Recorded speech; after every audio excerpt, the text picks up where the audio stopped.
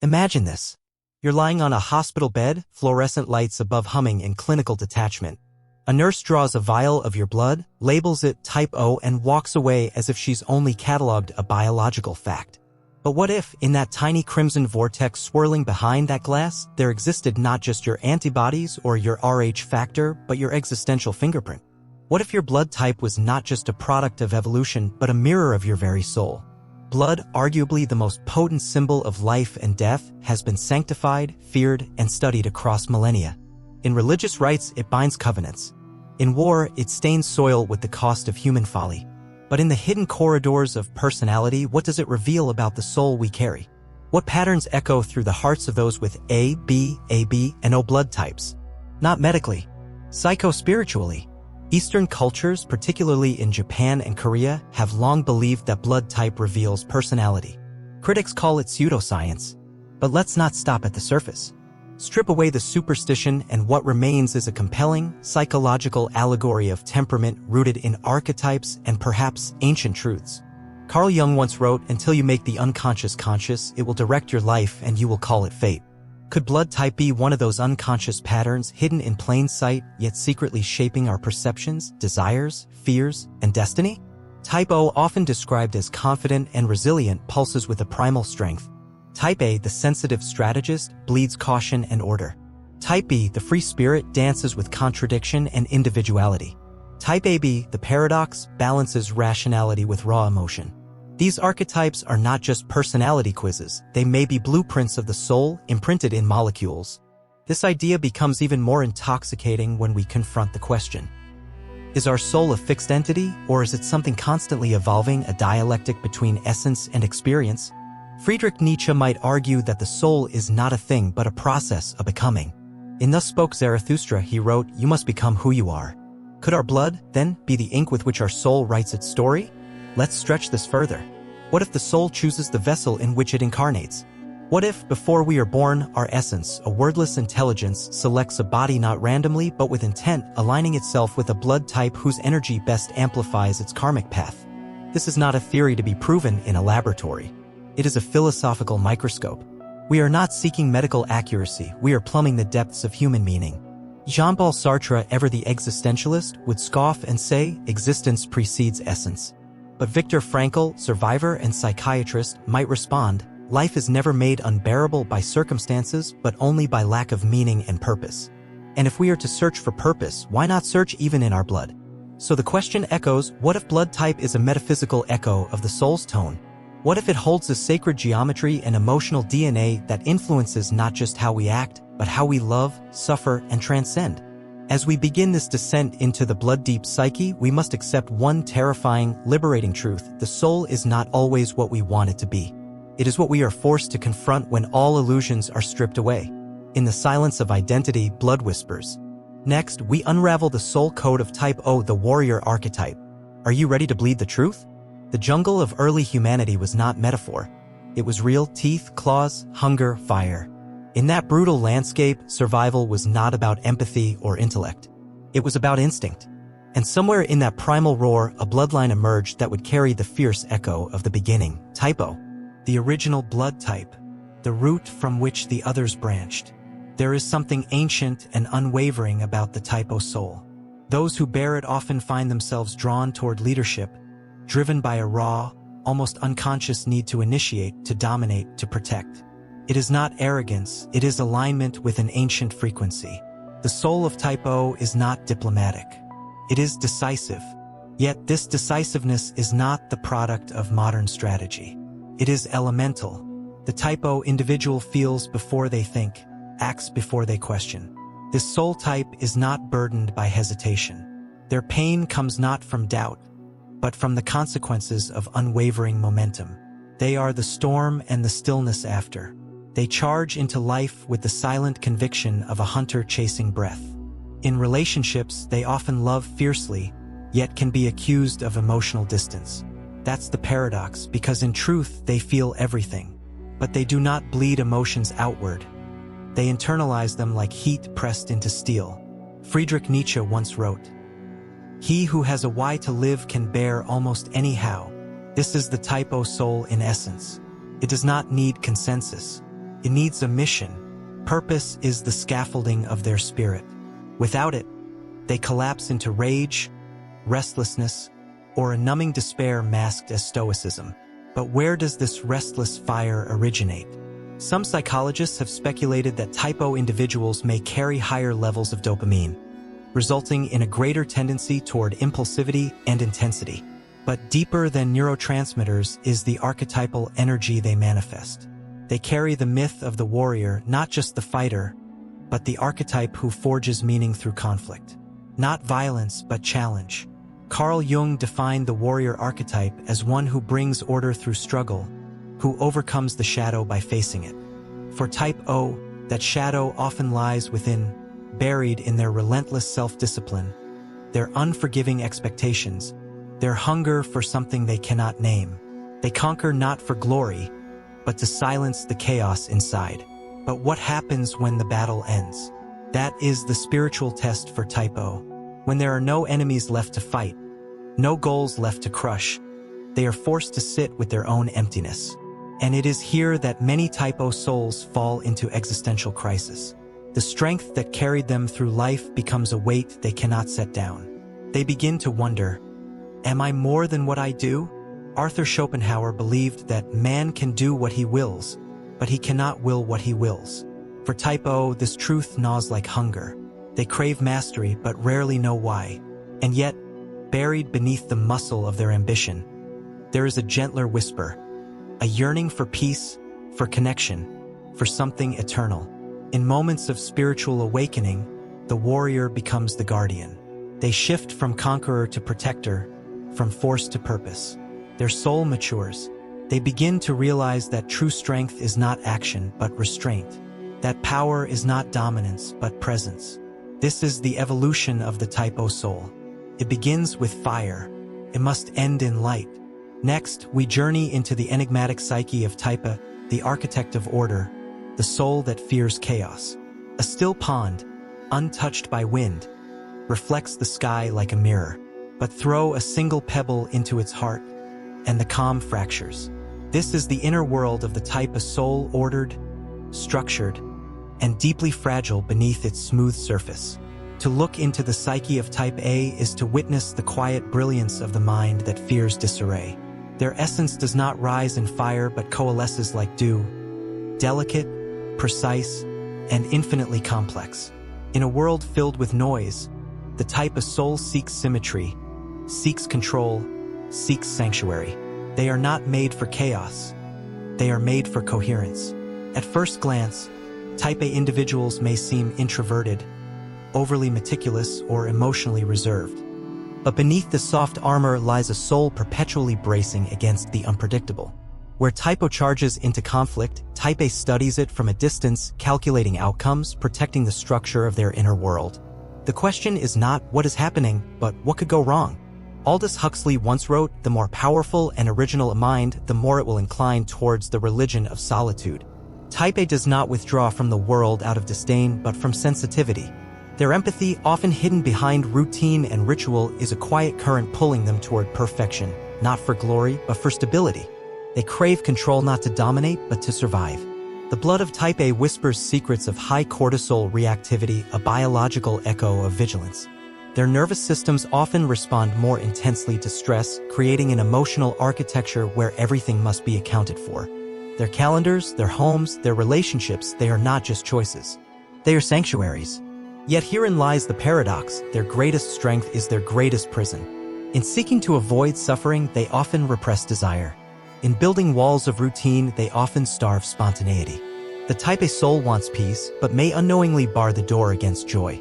Jean-Paul Sartre, ever the cruel liberator, warned, "Man is condemned to be free." This freedom, so exhilarating to the spontaneous, can be terrifying to the Type A soul.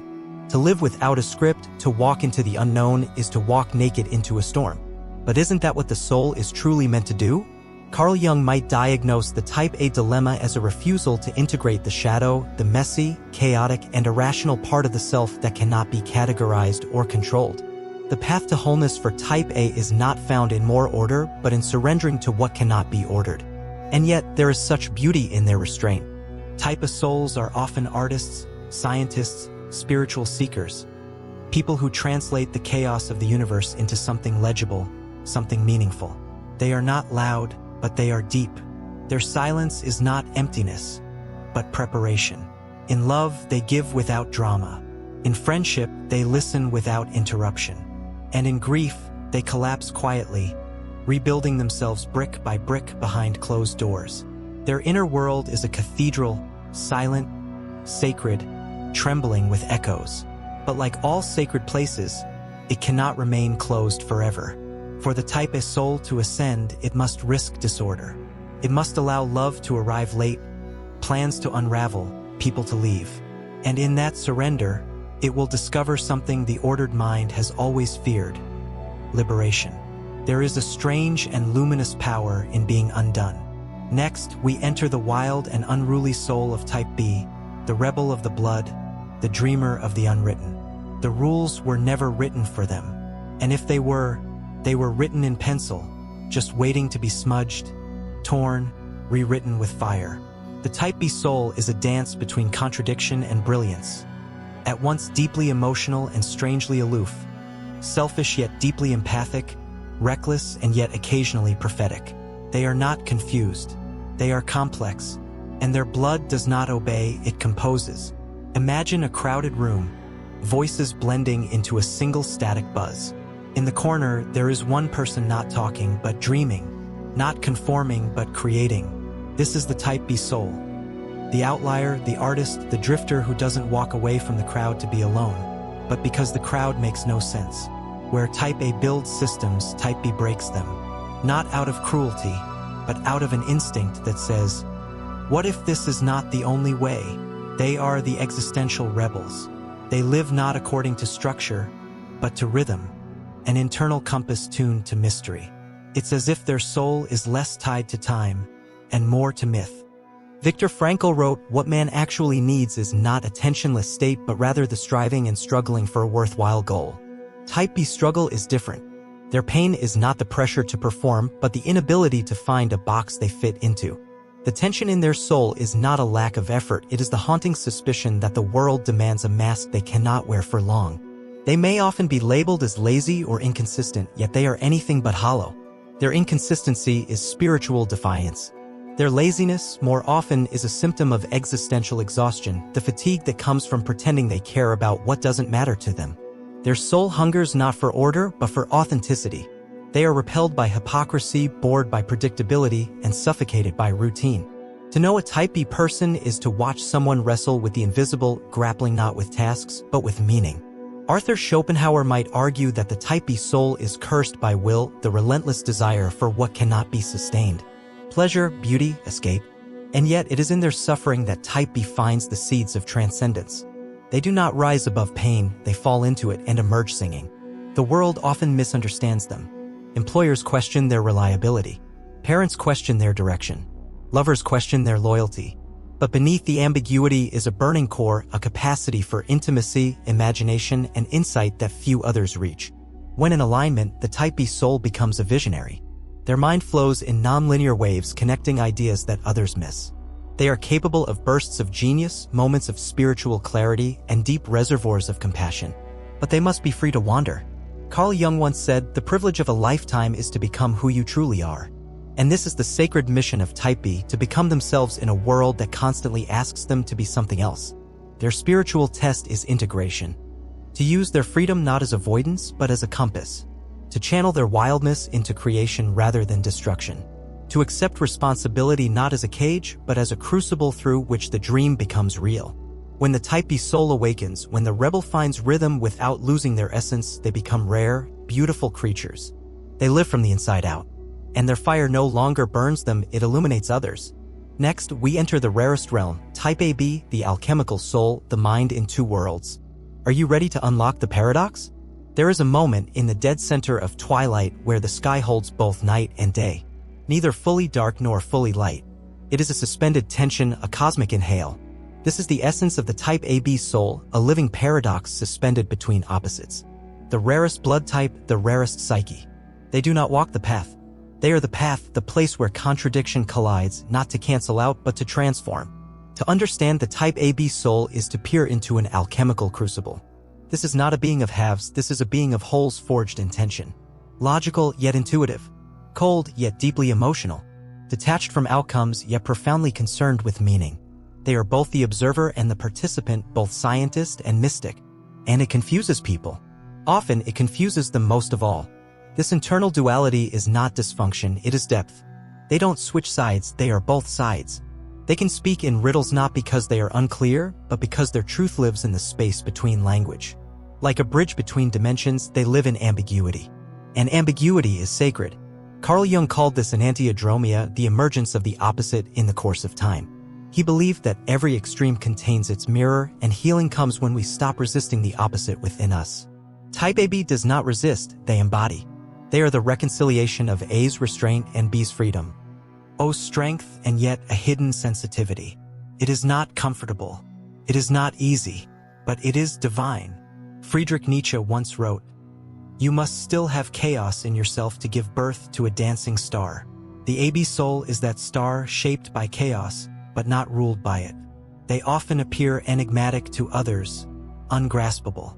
People may describe them as inconsistent, moody, too rational or too emotional. But those judgments come from trying to interpret an infinite spectrum through a binary lens. In truth, the AB soul is a mirror.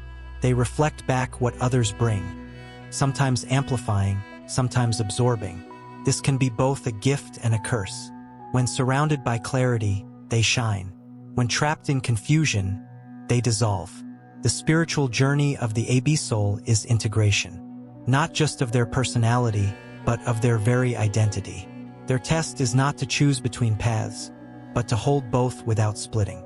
They are natural mystics, often drawn to psychology, philosophy, the occult, or spiritual science. They crave depth, but need solitude. They love people, but are often overwhelmed by the emotional tides they unconsciously absorb. Jean-Paul Sartre would argue that identity is constructed through action, through choice. For AB types, the burden is not lack of choice, it's too much awareness. They see the consequences of all directions at once. This can lead to paralysis or extraordinary wisdom, depending on whether they choose fear or courage. In relationships, they often struggle with being misunderstood. They give quietly, listen deeply, and often mask their pain behind intellect or humor. Yet when they are seen, truly seen, they bloom with a profound beauty. The kind that bends reality, that heals by presence alone. Their blood does not shout. It hums, and its vibration carries the memory of something otherworldly, something ancient, perhaps a reminder that we are not meant to be one thing, that our wholeness is found not in simplicity, but in paradox. As Arthur Schopenhauer warned, every man takes the limits of his own field of vision for the limits of the world. But the type AB soul expands that vision. They remind us that contradictions are not errors, they are portals. Next, we confront the great mystery.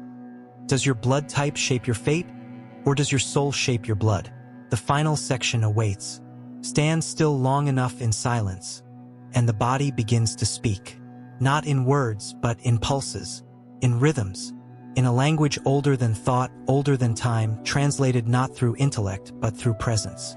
This is the final veil, the question that bends the boundary between science and spirit, flesh and essence. Does your blood shape your soul, or does your soul shape your blood? It is tempting to believe we are random collisions of biology. That blood is just function. That soul is just metaphor. But life does not feel random, does it? We mourn for reasons we can't explain. We love people we shouldn't. We hear songs that awaken ancient longings, memories that never belonged to us. These are not accidents. These are the cracks through which mystery speaks. And perhaps the body, yes, even the blood, is the parchment upon which that mystery is inked. Viktor Frankl, a man who witnessed the collapse of all worldly meaning, still believed there was something deeper within us, something that could not be destroyed. The soul is not what man has, he wrote, but what he is. In this light, our blood may not be the author of our soul, but its signature. What if, before incarnation, the soul chooses the vessel not arbitrarily, but with piercing precision?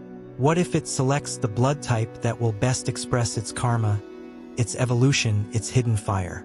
Not because that blood will make it easier, but because it will make the lesson impossible to avoid. Type O chooses challenge and power. Type S seeks stability and spiritual refinement. Type B thirsts for self-expression, authenticity.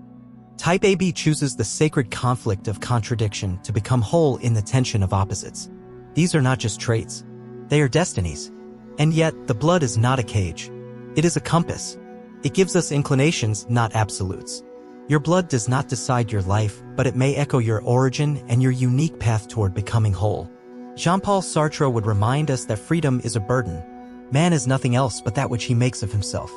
And this is the closing paradox. Yes, your blood may hold a spiritual resonance, but the soul, your soul, still chooses every day what to do with it. The truth is, we are always more than our archetypes. A type O can choose tenderness. A type A can choose risk. A type B can choose devotion. A type AB can choose simplicity. These choices, made not in fear but in consciousness, are the truest expressions of soul. Aldous Huxley warned of the shallow mind's need to categorize. The more you know, the more you see how little you understand, he said. And maybe that's the lesson. Not to define ourselves by blood type, but to use it as a mirror, a question, a starting point in the long, beautiful unraveling of identity. Because at the end of all philosophy, all psychology, all esoteric maps, there is only one answer. You are here to remember who you are. And that remembrance may begin in the body, but it ends in the soul. So look again at your blood type, not as a label, as a portal, a poetic signature left by something infinite written into the finite. And then ask the only question that ever mattered. What are you becoming now that you remember what you are?